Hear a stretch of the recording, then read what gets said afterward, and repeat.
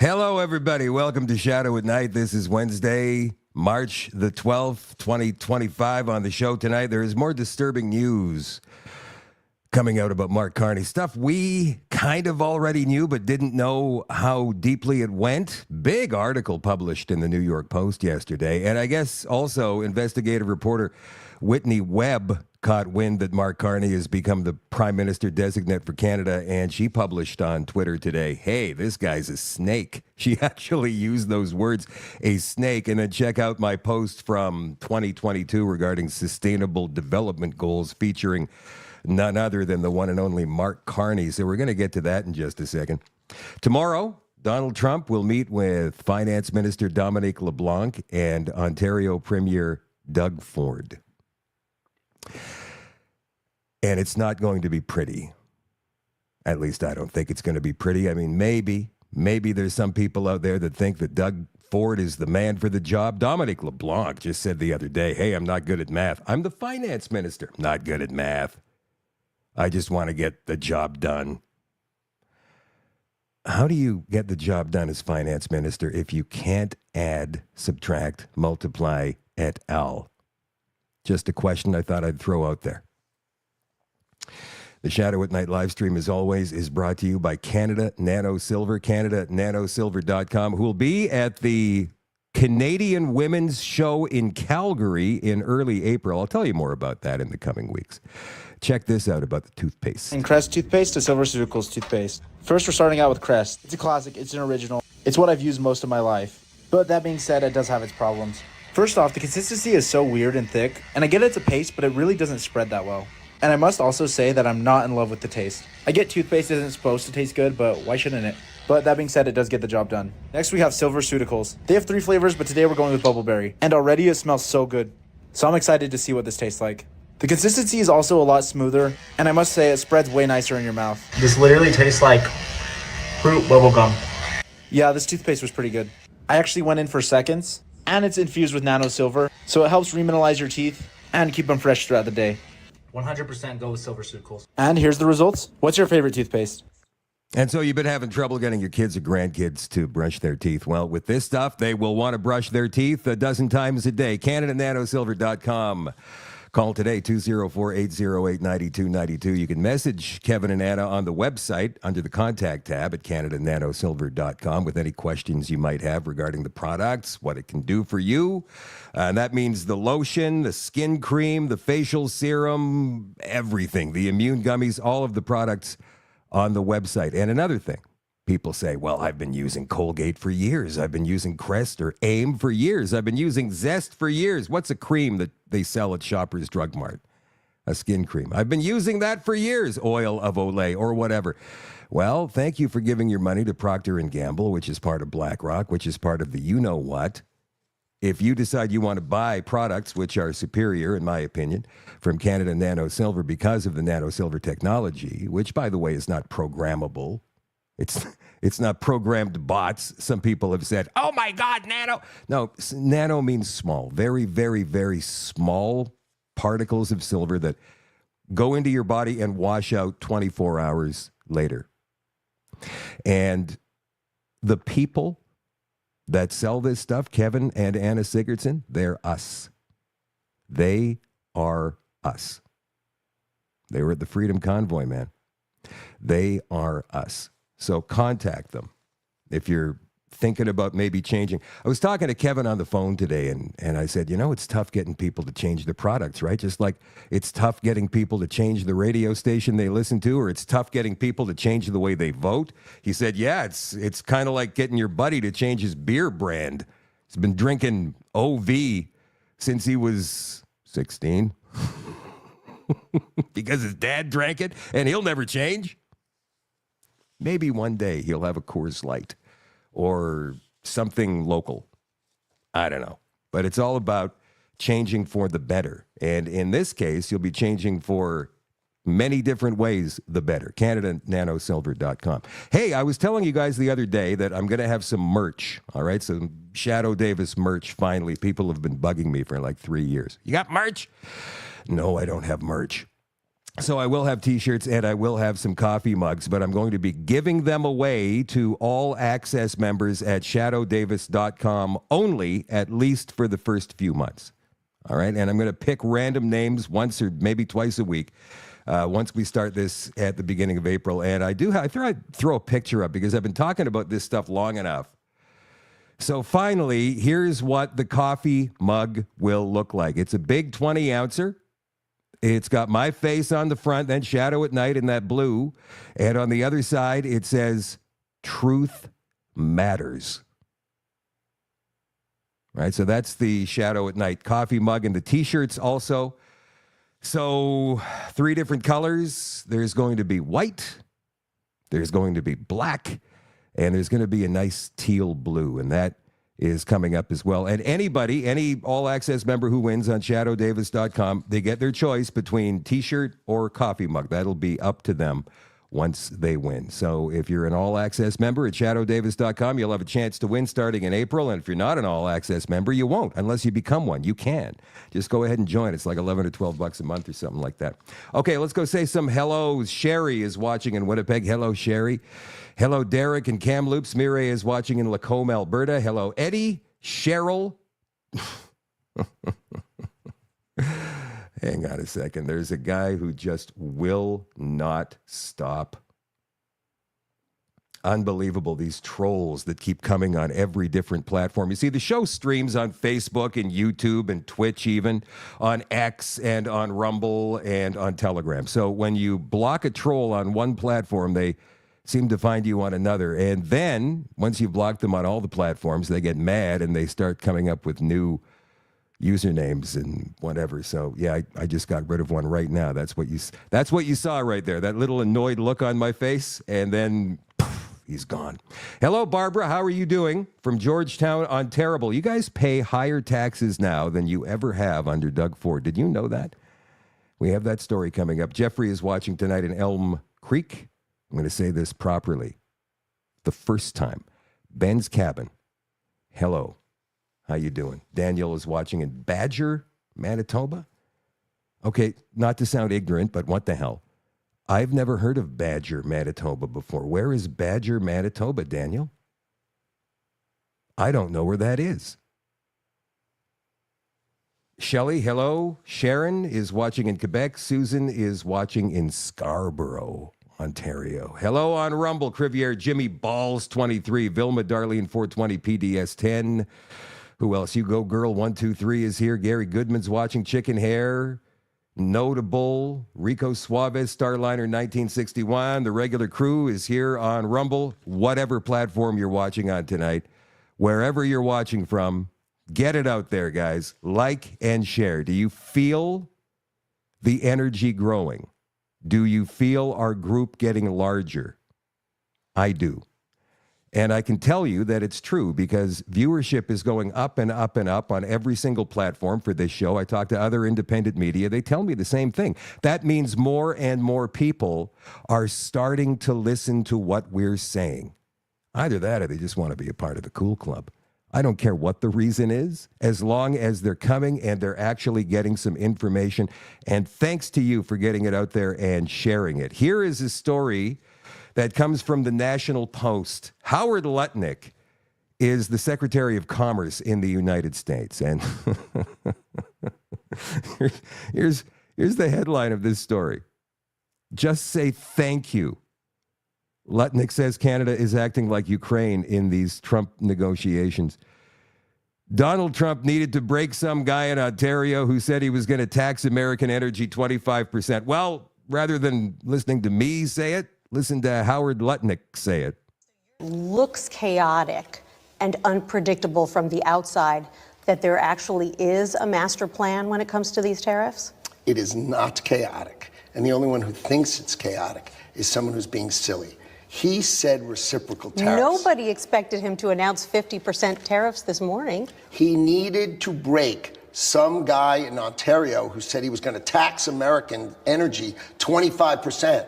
The President of the United States in the White House says, oh, no, you won't, and breaks him. Breaks him in what? By a tweet and a truth. And you think that's chaotic? You know what I think that is?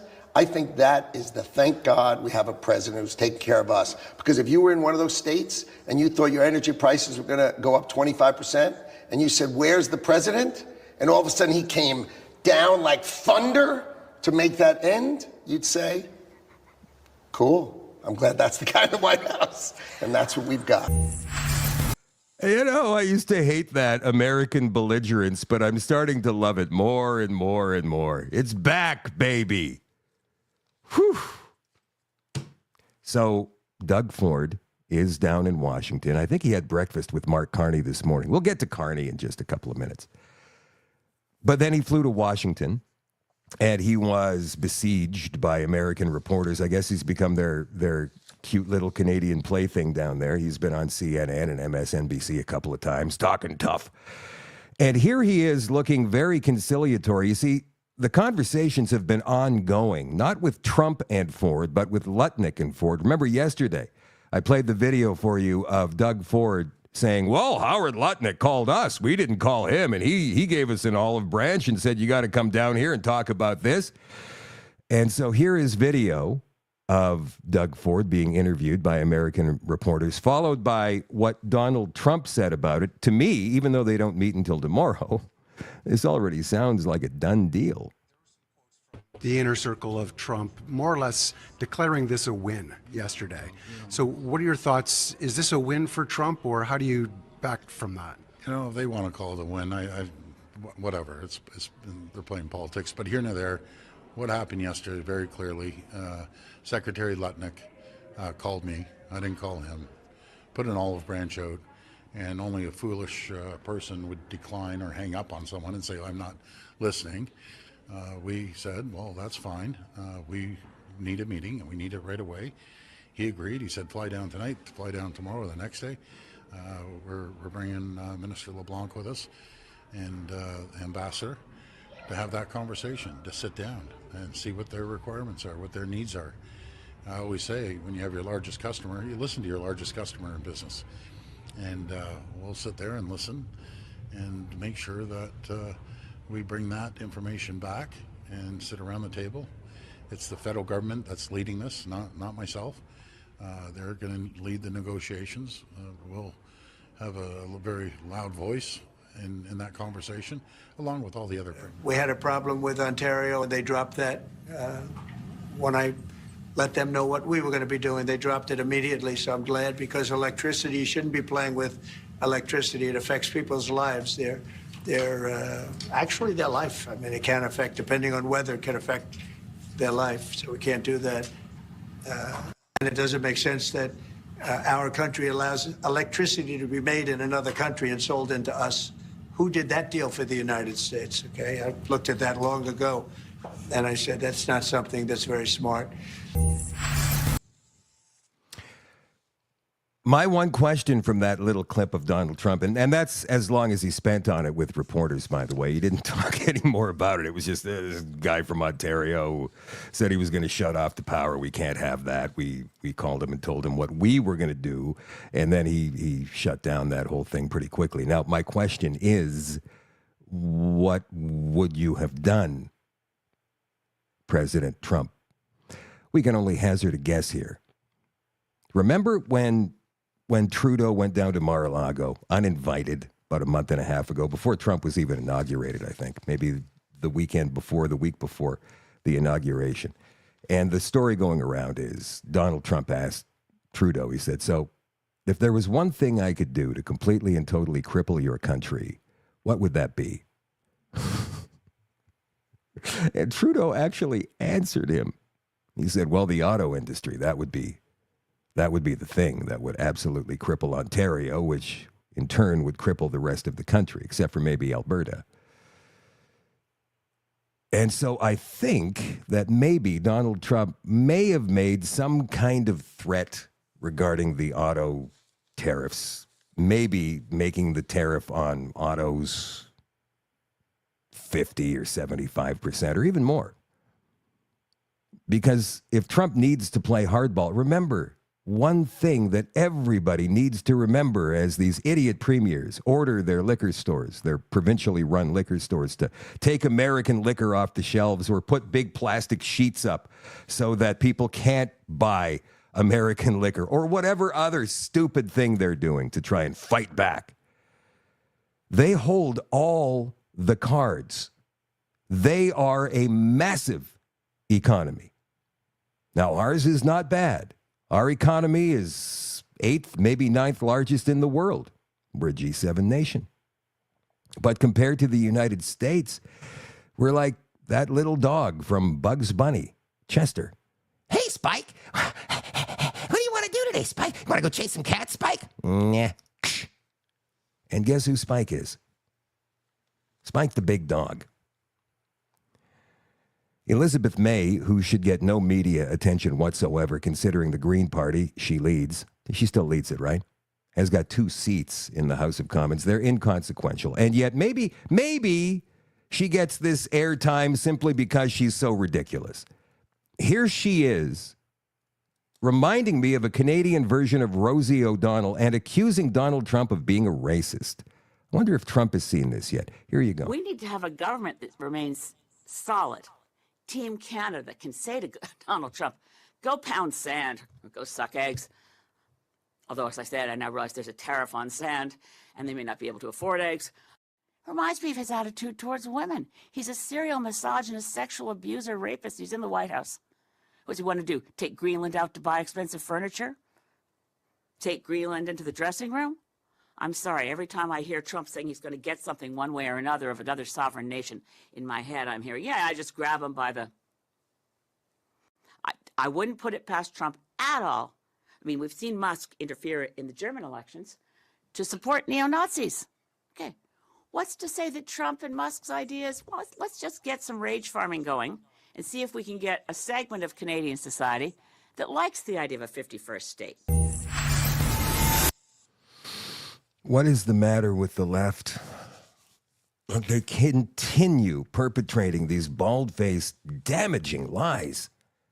I mean, that is just the worst tactic that you can ever use against somebody.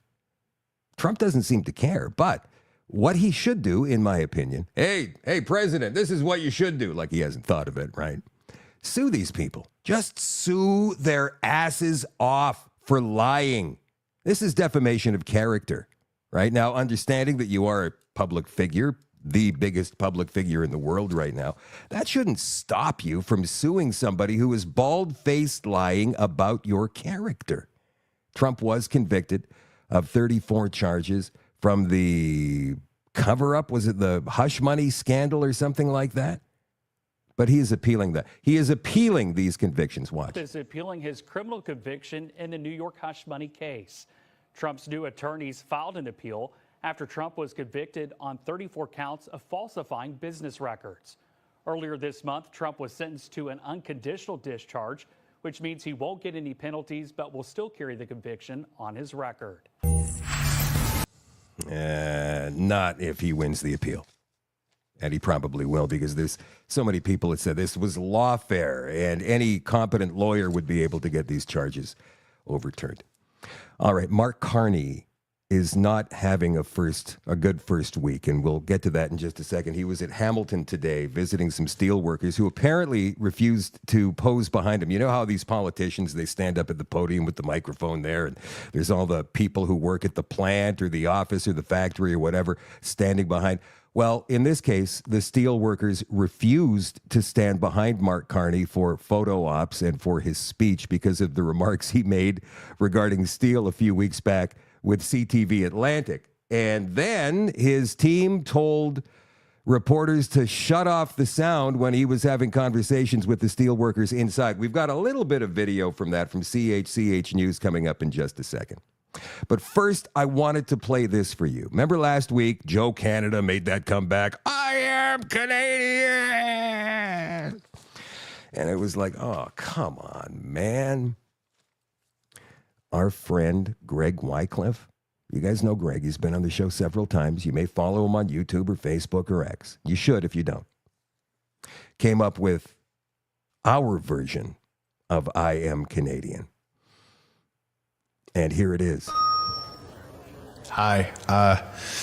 My nation is not a sport. It's not a double-double or a beer commercial. It's also not a show about getting drunk and high at a trailer park. Although Sir John A. definitely downed a pint or two. See, I don't speak like the guys from Letterkenny. I don't work on an oil rig. I also don't have a communist rainbow flag stitched into my backpack. I have a prime minister who wore blackface, and he'll accuse anyone of racism who dares to stand up for the people of this place. I don't watch the Canadian news. I watch American TV. Just like you. I think pronouns are gay and land acknowledgements are stupid. I speak English and un peu de français, and if you don't speak either, then you should probably go back to wherever you came from. I believe in hard work, not scamming people. I believe in honesty and real charity, not virtue signaling like a jackass. We are a nation of fur traders, explorers, and hunters. We conquered this great wilderness with courage, not cowardice. We were founded by French Catholics and English Protestants. My birthplace and bloodline is significant. See, diversity is not our strength, folks. Look around. Multiculturalism is a failed experiment. I'm part of the Great White North, and we are not the third world's doormat. We've had our differences with America. One time we set the White House on fire. But we fought the same world wars, and we both honor our veterans. So we won't roll over for Trump, but Donald has helped make one thing clear. We need better leadership in this country. Let's get these corrupt criminals out of here. Because I was at the trucker convoy where real Canadians stood with pride. And the way we were treated is not why countless Canadian soldiers died. There is only two genders. Don Cherry should have never been fired, and the number one problem in this country is the 338 traitors in Ottawa. My name is Greg, and I am a real Canadian.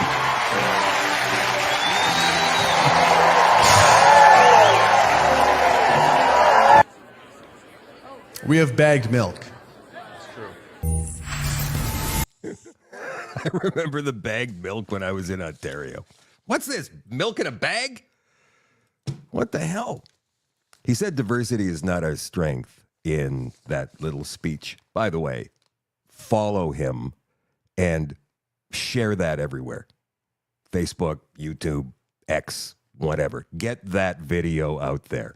Make that video viral. That is a fantastic video. Diversity, not our strength. So Mark Carney said the other day, America is a melting pot. Canada is a mosaic. So what does that mean exactly? A mosaic. It means yellow, brown, white, red, so on. And you never ever mix them together, which means communities get siloed, which means they never ever have to interact with each other ever. They never have to learn an official language of the country they're now in because they live amongst their own people. They've pretty much just moved their country, their neighborhood, their entire neighborhood, their way of life, everything to a different country. And if anybody says anything about it, racist, right? Now, tonight on the extension for All Access on shadowdavis.com, we're going to delve into the Great Replacement Theory. Shh, can't say that on YouTube. But I want you to look at this video. This is about a minute long, and it's a video from Toronto that was put up on social media today. And when you first see it, you kind of wonder, okay, what country am I looking at here? And then you'll see. So have a look.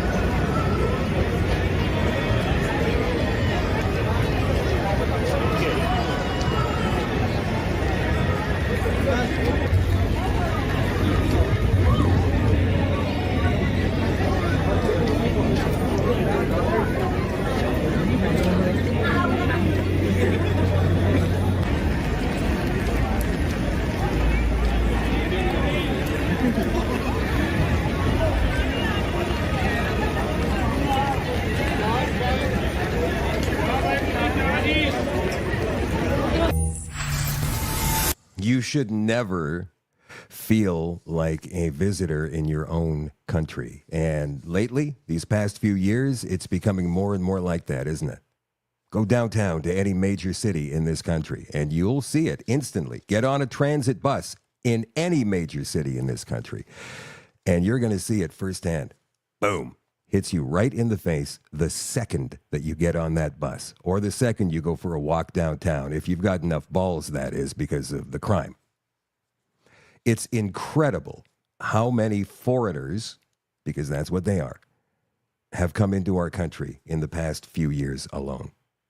Before the pandemic, Canada's population was 39 million and change. Today, it is 43 million. You're trying to tell me that our country grew by 3.5 million people in just 5 years? That is absolutely outrageous. That's outrageous. And apparently, there are some refugees that are here and we don't know about. Just like in the United States, or at least the way it was in the United States before they started tracking them down there.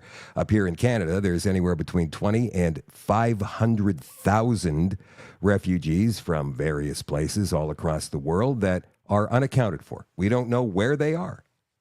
You think they're going to show up for their court dates? Nope. They're just gone. And if you go looking for them, you can bet those communities where no English is spoken will protect them. They will stop any investigation from proceeding because they run that territory. And Canadian officials, nah, they don't have to pay attention to any of us. Matter of fact, there was a video I think Toronto police put it up on X and then took it down very quickly after a huge amount of complaints. 2 Muslim police officers suggesting that the pro-Gaza rallies that had been happening around Toronto, and I think still pop up from time to time, had nothing to do with Hamas at all. And that the Jews were the ones who were the problem. These were Muslim police officers. I thought that was outrageous. All right, let's move on to Mark Carney here. Mark Carney, not a very good first week, at least so far. From CHCH News, an inauspicious start for PM designate Mark Carney in Hamilton. No questions taken from reporters, and his handlers told the camera operator pooling the event to shut off sound when he was inside talking to workers. I would show you guys this video, but there's really nothing to it. It's just video of Mark Carney walking out the door and into a car and saying 2 words at the end that you can't really hear. So we won't play that video. We'll give you this story from the New York Post, though. And this newspaper, by the way, the 4th largest circulation in the United States. Justin Trudeau replacement, Canadian Liberal leader Mark Carney's deep ties to U.S. Democrat bigwigs exposed. And by the way, that's not all. Mark Carney is a creation of the establishment swamp with extensive ties to the Democratic Party in the U.S., which he's going to great lengths to bury, the Post can reveal. In particular, Carney is linked to John Podesta. Now, if you followed the Pizzagate scandal, you know that name. Appointed the controversial custodian of a $375 billion Democrat slush fund by ex-President Joe Biden, who has helped prop up Canada's ruling Liberal Party. The link between Podesta and Carney, the new Liberal Party leader who has controversially been pictured alongside Jeffrey Epstein, Madame Ghislaine Maxwell, comes via Gerald Butts, a former political advisor to recently departed PM Justin Trudeau for more than a decade. Butts contributed to Carney's campaign and works closely with Carney's wife, Diana Fox Carney, a senior advisor at Eurasia Group, a global consulting firm in Manhattan. Butts is also a senior advisor and vice chair at the company, according to its website. Eurasia Group has benefited from numerous consulting contracts worth hundreds of thousands of dollars with the Canadian government between 2015 and 2024. No surprise there.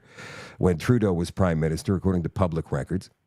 In an email to the Post, Eurasia Group said it secured a contract with the Canadian government before Butts or Fox Carney joined the team, and that neither of them worked on their government contract. Butts and Trudeau's inner circle quietly backed political newcomer Carney, according to the Toronto Sun, although they officially deny it. We know that's a lie. Podesta and Butts clearly know each other. But Carney's campaign has been very careful not to tie him to anyone too specifically, said Michael Tobey, a columnist for Canada's National Post newspaper and former speechwriter for Stephen Harper. Oh, look, there's that notorious picture. I'm sure you've seen that before. Now, I think this guy here is a bigwig with BlackRock.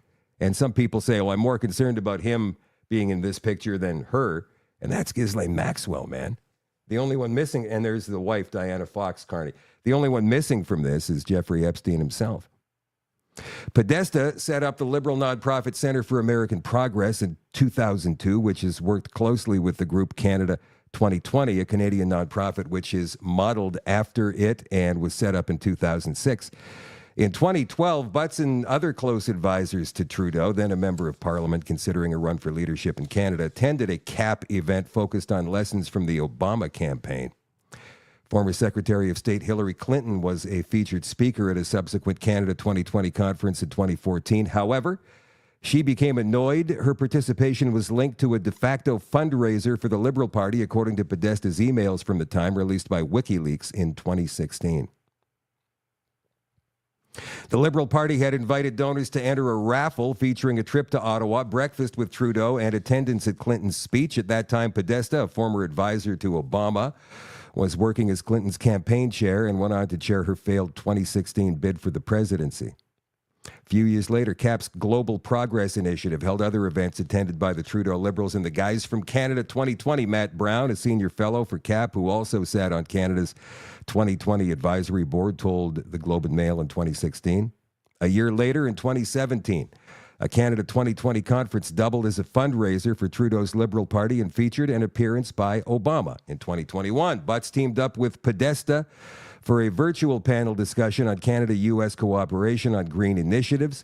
The event was co-sponsored by CAP and Canada 2020, according to a press release for the event. Topics for discussion include the future of electric vehicle production, shifts and trends in international trade, the North American renewable energy market, the United States-Mexico-Canada agreement, multilateral cooperation, the role of environmental justice issues during the shift to a clean market economy. Of course it was.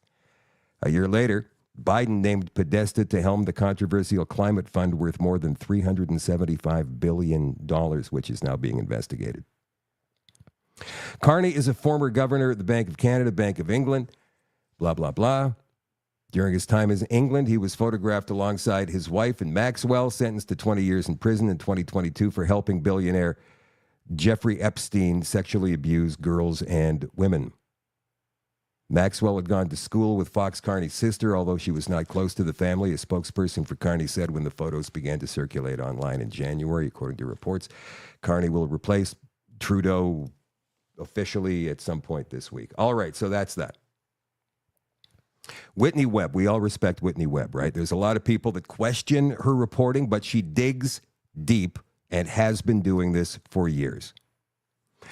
She said on X today, Mark Carney, Canada's new yet unelected prime minister, has spent the last several years selling a new version of neo-colonial debt slavery as sustainable development. A complete snake. Please read my post or my past reports on his predatory endeavors. Don't mind if I do, Whitney. Here is the post that she's talking about. Now, this is a long one, kind of like the long one on Carney last night, but well worth the listen, you guys. In this first installment of a new series, Ian Davis and Whitney Webb explore how the UN Sustainable Development Policies, the SDGs, Sustainable Development Goals, do not promote sustainability, as most conceive of it, and instead utilize the same debt imperialism long ago used by the Anglo-American Empire to entrap nations in a new, equally predatory system of global financial governance. 2030 goals. Look at that, the handcuffs there with the United Nations thing. The UN's 2030 Agenda for Sustainable Development is pitched as a shared blueprint for peace and prosperity for people and the planet, now and into the future. At the heart of this agenda are the 17 Sustainable Development Goals, or SDGs. Many of these goals sound nice in theory and paint a picture of an emergent global utopia such as no poverty, no world hunger, and reduced inequality. Yet, as is true with so much, the reality behind most, if not all, of the SDGs are policies cloaked in the language of utopia that, in practice, will only benefit the economic elite and entrench their power. This can clearly be seen in the fine print of the SDGs, as there is considerable emphasis on debt and on entrapping nation states, especially developing states, in debt as a means of forcing adoption of SDG-related policies. It's then little coincidence that many of the driving forces behind SDG-related policies at the UN and elsewhere are career bankers, former executives at some of the most predatory financial institutions in the history of the world, from Goldman Sachs to Bank of America to Deutsche Bank, are among the top proponents and developers of SDG-related policies. Are their interests truly aligned with sustainable development and improving the state of the world for regular people, as they now claim? Or do their interests lie where they always have, in a profit-driven economic model based on debt slavery and outright theft? I vote for the latter. In this unlimited Hangout investigative series, we'll be exploring these questions and interrogating not only the power structures behind the SDGs and related policies, but also their practical impacts. In this first installment, we explore what actually underpins the majority of the 2030 Agenda and the SDGs, cutting through the flowery language to deliver the full picture of what the implementation of these policies means for the average person. Subsequent installments will focus on case studies based on specific SDGs and their sector-specific impacts. You guys can go and read this whole thing, by the way, unlimitedhangouts.com. Overall, this series will offer a fact-based and objective look at how the motivation behind the SDGs and Agenda 2030 is about retooling the same economic imperialism used by the Anglo-American Empire in the post-World War II era for the purposes of the coming multipolar world order and efforts to enact a global neo-feudal model, perhaps best summarized as a model for sustainable slavery. Now, this is something, if you're going to share anything, just say, hey, look, I want you guys to go. What time is it here?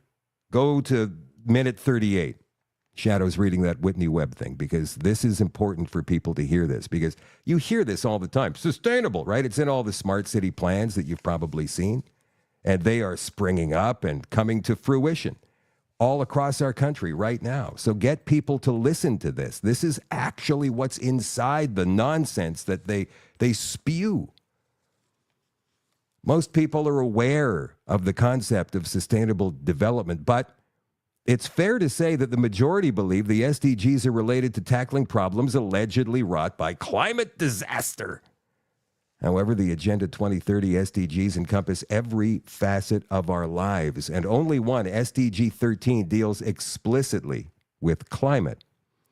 From economic and food security to education, employment, and all business activity, name any sphere of human activity, including the most personal, and there's an associated SDG designed to transform it. I never voted for transforming anything, by the way, and I'm sure you didn't either. Yet it's the SDG 17, Partnerships for Goals, through which we can start to identify who the beneficiaries of this system really are. The stated UN SDG 17 aim is, in part, to enhance global macroeconomic stability, including through policy coordination and policy coherence, enhance global partnership for sustainable development, complemented by multi-stakeholder partnerships to support the achievement of the Sustainable Development Goals in all countries, encourage and promote effective public, private, and civil society partnerships, building on the experience and resourcing strategies of partnerships. And Mark Carney, he is one of the high priests of all of this stuff. That's why it is imperative that Canadians learn this about Mark Carney before they go to the polls, whenever that happens to be, in the next month and a half, 2 months. Maybe sooner. From this, we can deduce that multi-stakeholder partnerships are supposed to work together to achieve macroeconomic stability in all countries. This will be accomplished by enforcing policy coordination, policy coherence, blah, blah, blah. This word salad requires some untangling, because this is the framework that enables the implementation of every SDG in all countries. Before we do, it's worth noting that the UN often refers to itself and its decisions using grandiose language. Even the most trivial of deliberations are treated as historic or groundbreaking, etc. There's also a lot of fluff to wade through about transparency, accountability, sustainability, and so on. These are just words which require corresponding action in order to have contextual meaning. Transparency doesn't mean much if crucial information is buried in endless reams of impenetrable bureaucratic waffle that isn't reported to the public by anyone. Accountability is an anathema. I love that word, but it's trouble saying it. Anathema. Even if national governments lack the authority to exercise oversight over the UN, and when sustainable is used to mean transformative, it becomes an oxymoron, doesn't it? The UN Economic and Social Council commissioned a paper which defines multi-stakeholder partnerships as partnerships between business, NGOs, governments, the United Nations, and other actors. These multi-stakeholder partnerships are supposedly working to create global macroeconomic stability as a prerequisite for the implementation of the SDGs. But just like the term intergovernmental organization, the meaning of macroeconomic stability has also been transformed by the UN and its specialized agencies. It's gobbledygook, everything they say. And the more gobbledygook they speak, the more word salad they throw at us, the more we go, oh, they must know what we're talking about. They must know what they're doing, because I don't understand a word of it. That's how they get it. That's how they get it passed. That's how they do it. Well, we told you what we were doing. Yeah, but it was so boring, man. And you didn't say anything. You used a lot of big words that mean nothing. Well, macroeconomic stability used to mean full employment and stable economic growth accompanied by low inflation. The UN has announced that isn't what it means today. Economic growth now has to be smart in order to meet SDG requirements. Crucially, fiscal balance, the difference between a government's revenue and expenditure, must accommodate sustainable development by creating fiscal space. This effectively disassociates the term macroeconomic stability from real economic activity. Climate change is seen not just as an environmental problem, but as a serious financial, economic, and social problem. You see, this is where all that nonsense comes from. When they start blaming climate change for migration, climate change for depressions and recessions, climate change for interest rates going up and down. It's climate change! Because that's what everything revolves around. Therefore, fiscal space must be engineered to finance the policy coordination and policy coherence needed to avert the prophesized disaster. The UN Department for Economic and Social Affairs notes the fiscal space lacks a precise definition. While some economists define it simply as the availability of budgetary room that allows a government to provide resources for a desired purpose, others express budgetary room as a calculation based upon countries' debt to GDP ratio and projected growth. UNDISA suggests the fiscal space boils down to the estimated or projected debt, blah, blah, blah, blah. Green debt traps. The UN's quiet revolution, GFANS. Ooh, yes, that's Mark Carney's baby. GFANS provides a forum for leading financial institutions to accelerate the transition to a net zero global economy. Our members currently include more than 450 member firms from across the global financial sector, representing more than 130 trillion in assets under management. Listen to Mark Carney himself talk about having to get to net zero. That's in the production and transportation of oil and gas, not the actual use of oil and gas in our cars, used to heat some homes and other things.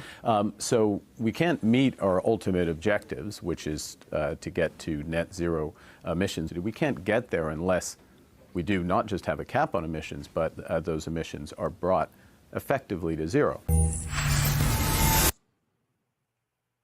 How do you ever get to net zero without killing millions and millions of people?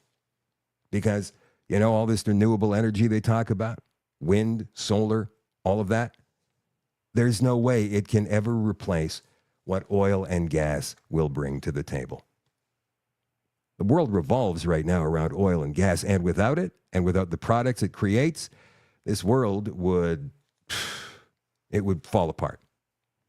There is no denying it. And if you want to talk about death and famine, that's what would be next. But then again, depopulation, right? Here, look at this.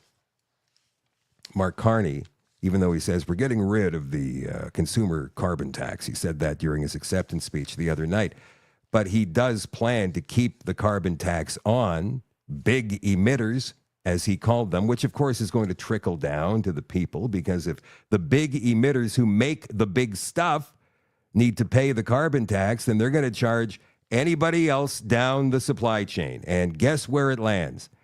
Right in the laps of consumers, even though Mark Carney somehow says, no, that won't happen. That won't happen. And now Mark Carney wants to continue on with the liberal policy of capping oil and gas production. This is the CBC headline that says oil and gas production can meet historical highs under emissions cap from the PBO. But the cap could reduce equivalent of 54,400 full-time jobs in 2032 if it limits production. Pierre Poilievre was all over that today. That's basically bye-bye Alberta. See you later. Nice knowing you. By 2032, 55,000 jobs, full-time jobs, good-paying jobs, gone. Oh, don't worry. We'll replace them with whatever we think of to replace the oil and gas energy with. And then we'll train you in that. That's what the liberals have been saying for years. And because people who live in big cities don't understand how the supply chain works, don't understand energy or energy distribution. Oh, that sounds great as long as we're not going to die from climate change. I'm not kidding. There are so many people out there that just have no concept, no clue, and they're smart. This is the problem. So we need to get them to start thinking. Lori Goldstein of Post Media wrote this today, and I thought it was actually pretty good. Stop believing anything liberals say about carbon taxes. Trusting the liberals on carbon taxes is like Charlie Brown trusting Lucy is going to hold the football for him. How many times are Canadians going to fall for the same gag worthy of a comic strip, but not of the government of Canada? Let me get rid of that video. Consider their record. Liberal leader and Prime Minister-designate Mark Carney, having been the world's leading corporate lobbyist for global carbon taxes for years, now says he's scrapping outgoing Trudeau's consumer carbon tax. But what he's doing is folding it into Trudeau's industrial carbon tax and adding a second carbon tax. This is the tariff that we've been talking about that Canadians will pay on many imported goods, misleadingly described as a border adjustment mechanism. But that's just one example of how the Liberals have misled Canadians, not only about carbon taxes, but about what they have accomplished. Here are others. Trudeau said he favored a carbon tax to reduce industrial greenhouse gas emissions because it's more efficient and effective than government subsidies and regulations.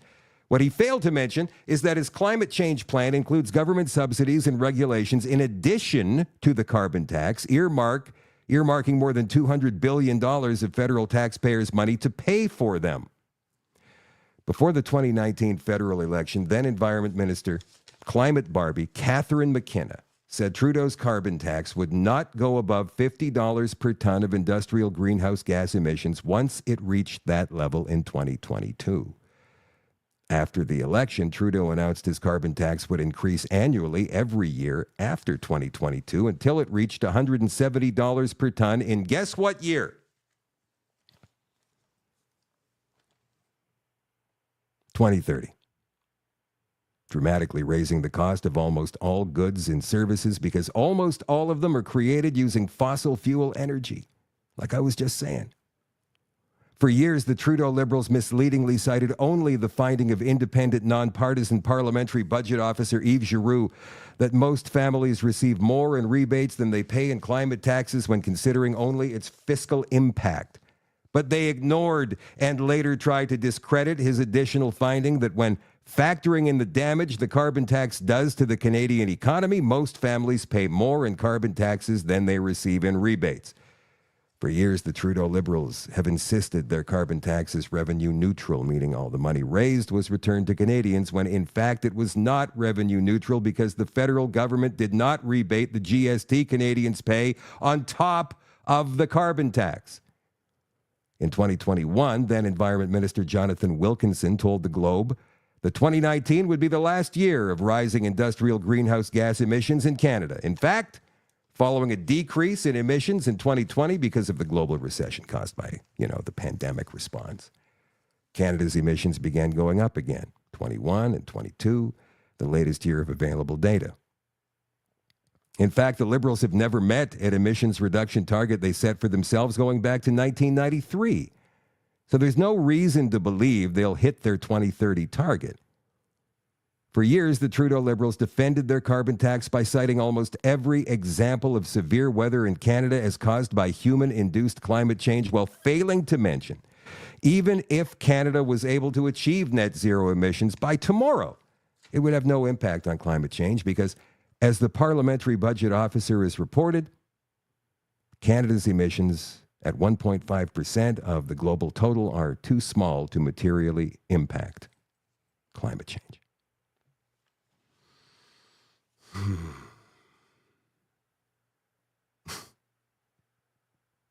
Danielle Smith. Now, I know that she has put on a couple of counter tariffs in Alberta. I think there was something on booze and maybe VLTs or something, those gambling machines they bring into casinos and whatnot. Other than that, there really hasn't been too much in Alberta because Danielle Smith's smart. She knows not to fight with somebody who is 10 times bigger than you, especially considering that she fosters the oil and gas, at least most of the oil and gas, that is created in Canada and shipped down to the United States. Why do you want to rattle Donald Trump's cage unnecessarily? He's just going to make things worse for us. Just shut up. Keep doing your thing. For years, provinces, businesses, industry leaders, along with numerous independent reports, have found that the federal government's proposed oil and gas emissions cap will hurt Canadians, damage our economy, and cost jobs. Over and over, the federal government has dismissed and ignored these concerns. And now the independent Parliamentary Budget Officer's scathing analysis shows beyond a doubt that this cap will hurt Canadians. It will cut oil and gas production by 5% or over 245,000 barrels a day. It will eliminate 54,400 jobs from Canada's economy and cut $20 billion from our GDP by 2030. All while global emissions increase at the same time. The federal government cannot claim to support the energy sector and highlight its importance to trade with the United States while undercutting it at the same time. Alberta is working to diversify our customer base and get more barrels to Tidewater to maximize the value of our exports, but this policy is blatant hypocrisy. At a time when Canadians are uniting on supporting a stronger energy sector, this cap must be scrapped immediately for the good of the country. The evidence is clear. The federal government's proposed emissions cap is unconstitutional, bad for the economy, bad for Canadians. We urge the next elected, she says, because she keeps saying, we need an election, we need one now. Every time she opens an interview with a reporter, whether it's from independent media or whether it's from left-wing corporate media, first thing she says, we need an election now. What's your question? The next elected prime minister to abandon this extreme and ideological cap. It's never been clear that we must grow and expand our energy sector as part of uniting Canada and ensuring a strong and independent economy. And considering that our economy is based on oil and gas, and without oil and gas in the auto sector, forget about it. We're screwed. And yet the Liberals continue to push old policies with the same cabinet ministers. Do you know that the Liberals are proposing that not only do we keep the CBC and enshrine it in legislation, but that we also double their budget? Do you know what the current CBC budget is? It's about $1.3 million. They're actually talking about doubling it to $2.5 or $2.6 million. So, well, one party says axe the CBC, except for French radio. The other one says, no, we need to enshrine it in law, and we need to double their budget. Jon Stewart, I think, might be coming around, far left guy, and we saw him a few years ago and talking about where the virus came from. He was on, what's his name show there? Stephen Colbert's show. And he did a great job of that. He still wants so bad to be a lefty. But I think he's starting, at least a little bit, like Bill Maher, to see the light. For example, this particular reporter he's talking to in this clip I'm about to show you suggests state broadcasters, because there are state broadcasters all over Europe. There's the BBC in the UK, and obviously we have the CBC here, right?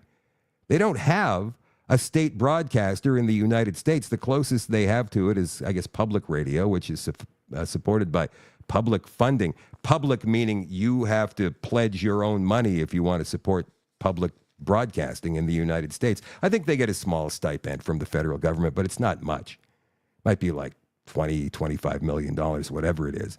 And the rest they have to raise themselves.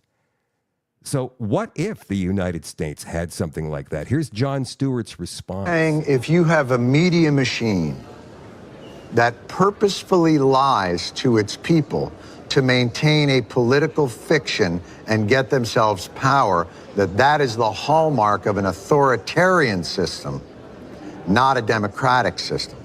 Absolutely. Well, if we were ever to get something like that in the United States, we would be horrified, furious, to know that there was an entire media organization designed to bend reality, to manipulate facts, to maintain power. it would, if I may, and I'm not trying to slam Hungary, it would never happen in the United States. It's just not, I almost can't even conjure it, imagine it. It must be very difficult to live in a country where one media organization, out of whole cloth, knowingly, explicitly, maybe even in meetings behind the scenes might say, we're lying to our audience, holy shit, and then call for news people to be fired for telling the truth. I mean, if something like that happened in the United States, it would be a dark day indeed. So I appreciate you raising the alarm bells for us. It happens in Canada. Nobody says a word about it. There is I'm not going to say far left, I'll say left-leaning Democrat, American, who says if we had anything like that, we'd be horrified. Bad enough that the private left-wing corporate media is on the air, especially MSNBC. You guys have heard about the Tesla dealerships owned by Elon Musk, obviously, down in the United States being firebombed, attacked, shot at, right? Listen to what MSNBC tries to spin this as. But before we get to the MSNBC clip, listen to what actually is happening to these Tesla dealerships and charging stations all across the United States. Now, where police say someone shot at a Tesla dealership overnight, employees discovered the damage this morning.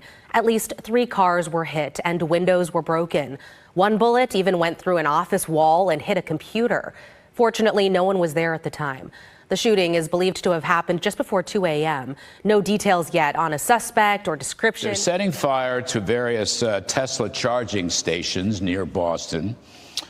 Shots were fired at a Tesla dealership in Oregon. Various nonviolent... Shots fired, not a metaphor. Shots fired, yes. Downtown New York, marching against the Tesla showroom. Your stock is way down. You've been criticized left and right. But look on the bright side. I mean, why are you doing this? Always look on the bright side of life. Yes, I'm an optimist. Yeah. But besides that, yes. I mean, how's your day? What motivates you to do this? Was the opera good? It's tough sledding. Yeah, it is tough sledding. But I think we're doing the right thing. The Soto neighborhood here in Seattle Sunday evening. Seattle fire on the scene, trying to put out the flames on a Cybertruck. It's unclear how this all started, but again, with everything that's happening in America right now, with anti-Elon Musk hate, all the protests and incidents of vandalism, it appears to be arson. Hey, Chief, how much do you want us to wait for the multiple types of investigations to start our Does this look like arson, sir? You know, we got our investigator on the way. Too early to know. Is this the only vehicle that caught fire this evening? We're still trying to get to the bottom of it. Okay. We've got about 4 vehicles involved in this claim. Got it. All right. Thank you so much. But then you also... Okay, now, before we get into this clip on MSNBC, we've just seen reports of Tesla dealerships being shot at, looks like they're being firebombed and whatnot. And yet this MSNBC talking head doesn't seem to acknowledge that. Remember CNN during the BLM protest? Well, this protest appears to be calm and peaceful, as there was a flaming car behind him. Do you remember that? Listen to what this dingbat says. Overnight, have this post claiming that protests at Tesla dealerships are illegal. He said today he would label violence against dealerships domestic terrorism. Now, you know I am judicious in how I play this sound, but I think you need to hear it from him. Mr. President talks about some of the violence that's been going on around the country at dealerships. Some say they should be labeled domestic terrorists. I will do that. I'll do it. I'm going to stop them. We catch anybody doing it because they're harming a great American company. Let me tell you, you do it to Tesla and you do it to any company, we're going to catch you and you're going to go through hell. So just to be clear, You protest a private company, you are labeled by this administration a domestic terrorist. Can you even believe that? How on earth can this woman sit there and call herself a journalist? She completely and totally ignores the fact, and they even said it, violence. In that press conference, that mini press conference with Trump and Elon Musk standing there, she completely ignores that and talks about protests. Protests. Does that include violence? Does that include firebombing electric car charging stations and shooting into dealerships? Right into dealerships? That first report we saw said, thank God nobody was there and got killed. These people are insane. Oh, and speaking of insanity on the left, I have one more thing I want to show you guys here before we switch over to the extension on shadowdavis.com. Where is it? Oh, there's so much I didn't get to show you guys tonight. Here. All right, so check out this one if you want to talk about gun violence. Street preacher. I find these guys annoying, but whatever. Just walk past them, agree or disagree.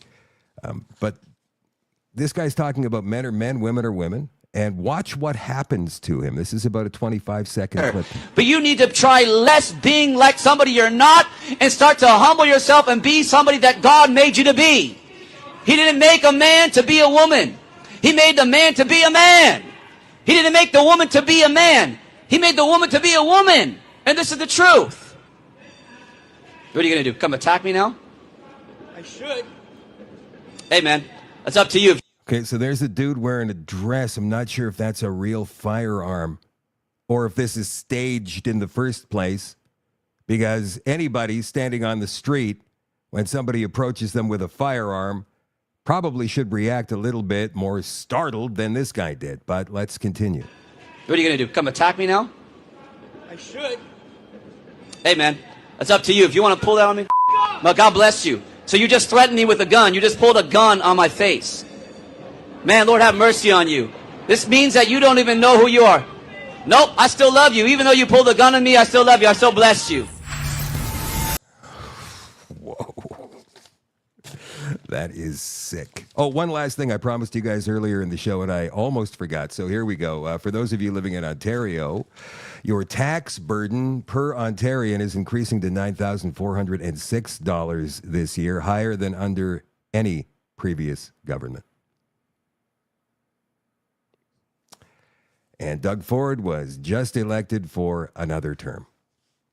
Tonight, in the extension for all access on shadowdavis.com, we're going to be delving into the Great Replacement Theory. I was arguing with ChatGPT today about it, and Grok as well.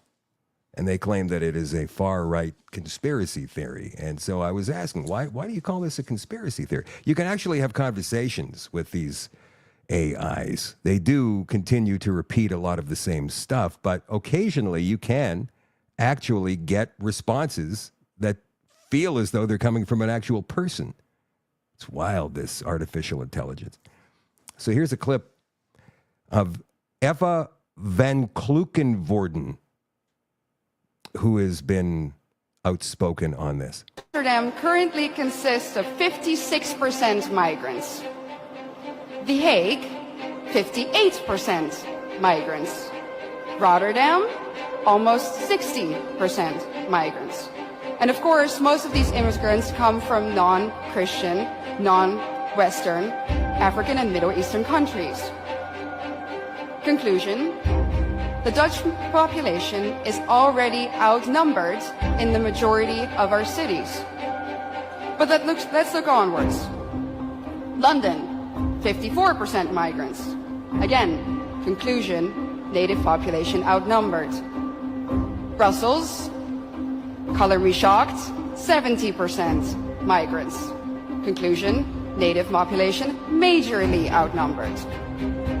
And other Europeans will of course follow suit soon if they haven't already. So I'm going to draw the forbidden conclusion here.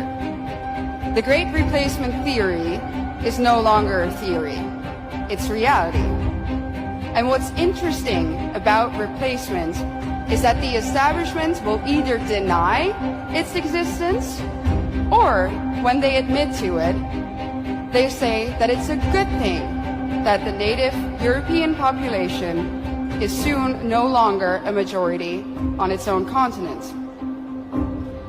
Dutch national disgrace and dubbed climate pope Frans Timmermans already stated in 2015 that diversity is humanity's destiny and that Europe will be diverse. And of course, by now, I think we all know what they mean with the words diversity. It means less white people, less of you. Imagine this in an Asian or an African country. Imagine their leaders rejoicing in the fact that their people will soon no longer be a majority in their own country. Absolutely unthinkable, unimaginable. So what in the world is wrong with our leaders?